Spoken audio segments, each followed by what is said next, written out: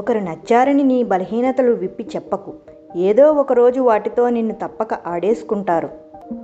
ప్రతి తల్లి తన బిడ్డను చదివించేది తన ఆకలి తీరుస్తుందని కాదు, అన్నం కోసం ఎవరి ముందు చెయ్యి చాచకుండా బ్రతకడం కోసం.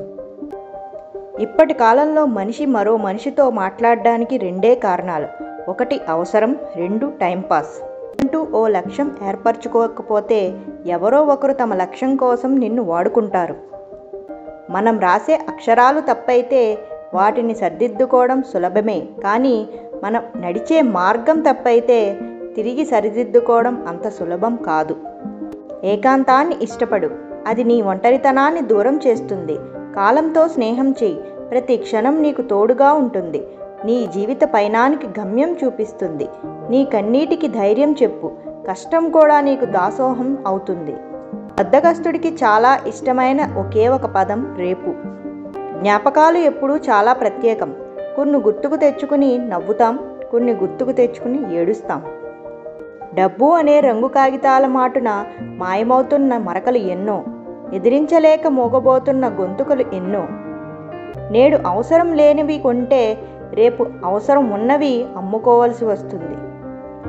జీవితం ఎలాంటిదంటే ఆసక్తి ఉన్నవాడికి ఎంపిక ఉండదు, ఎంపిక ఉన్నవాడికి ఆసక్తి ఉండదు.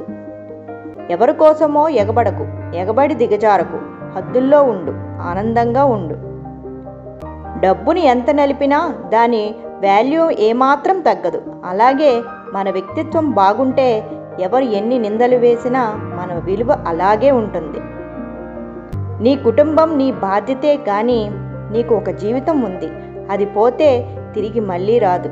ఉన్న ఈ సమయాన్ని నీ వాళ్ళ కోసమే కాకుండా నీ సంతోషానికి కూడా కొంచెం వినియోగించు. భరిస్తూ దగ్గర ఉండాలా, తెగించి దూరం అవ్వాలా అనే గందరగోళంలోనే జీవితాన్ని నడిపే వారెందరో. అందం కంటే బలమైనది ఏదీ లేదు ఈ లోకంలో.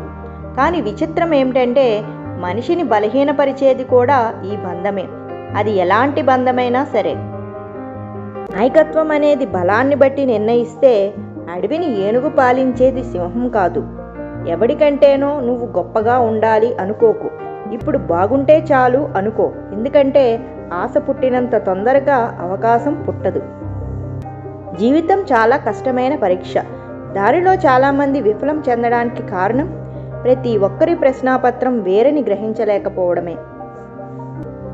జీవితాంతం ప్రేమని నిలబెట్టుకోవాలనే ఆలోచన, తపన ఇద్దరి వైపు నుండి ఉంటే ఆ ప్రేమ ఎప్పటికీ విడిపోదు.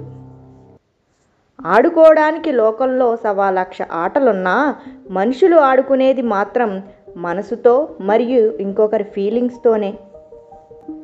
బాగున్నాను అని చెప్పినంత తేలిగ్గా బాధలో ఉన్నాను అని అందరూ చెప్పలేరు. కొన్ని విషయాలు మనమే అర్థం చేసుకోవాలి.